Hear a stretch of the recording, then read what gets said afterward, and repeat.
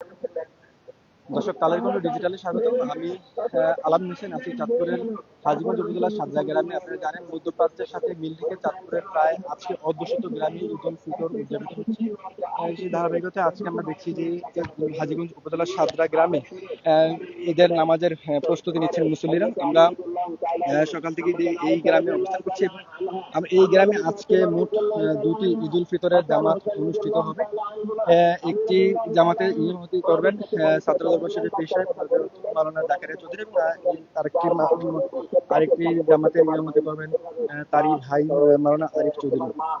আমরা দেখছি যে আপনার দর্শক, আপনারা নিশ্চয়ই জানেন যে প্রতি বছর ঈদ উদযাপন নিয়ে দেশে যেই যে যে বৈচিত্র্য লক্ষ্য করে, তার হচ্ছে চাঁদপুরে মধ্যপ্রাচ্যের সাথে মিল রেখে একদিন আগেই ঈদ উদযাপিত হয়ে থাকে। এটা মূলত 40টি গ্রামে এই ঈদ উদযাপিত হয়ে থাকে। একটু দর্শক জানিয়ে রাখছি যে 1928 সালে এই এই এই ঈদ উদযাপনের প্রচলন শুরু করেন সাদরা দরবার শরীফের পীর হযরত মাওলানা ইসহাক রহমতুল্লাহ আলাইহি। তার মৃত্যুর পর থেকে প্রায় 100 বছর যাবৎ কিন্তু এই রেওয়াজ চাঁদপুরের হাজীগঞ্জ উপজেলার সাদর দরবার শরীফ সহ জেলার প্রায় 40টি গ্রামে এই পালিত হয়ে আসছে। এরই পাশাপাশি কিন্তু অন্যান্য জেলা শরীয়তপুর সহ দেশের অন্যান্য জেলায় কিন্তু এই অগ্রিম ঈদ উদযাপিত হয়ে আসছে।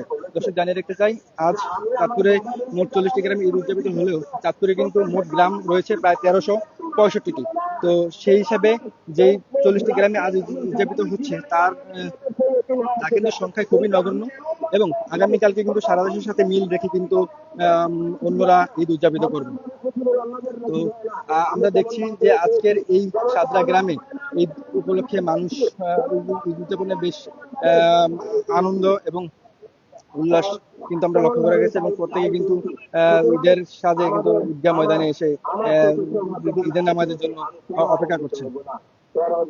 আমরা দেখছি এই মুহূর্তে সাদরা দরবার শরীফের যিনি পীর হযরত মাওলানা জাকারিয়া চৌধুরী, তিনি ঈদের ঈদের ঈদগাহ ময়দানে বয়ান করছেন এবং সেই বয়ান কিন্তু মুসল্লিরা শুনছেন।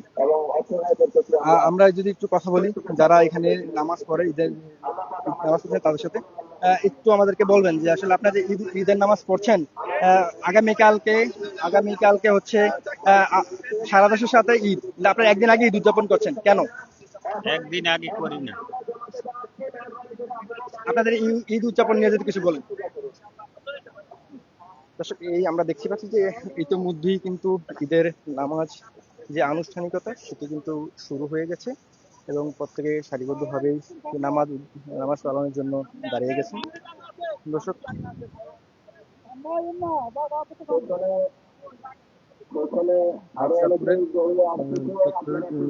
হাজীগঞ্জ উপজেলা এবং মঠবাড়িয়া উপজেলা বেশ কিছু গ্রামে এই ঈদের সাথে মিল রেখে ঈদ উদযাপন করছেন মুসল্লিরা। ঈদের নামাজ অনুষ্ঠিত হবে, প্রত্যেকেই সারিবদ্ধভাবে নামাজ পড়ার জন্য দাঁড়িয়ে আছে।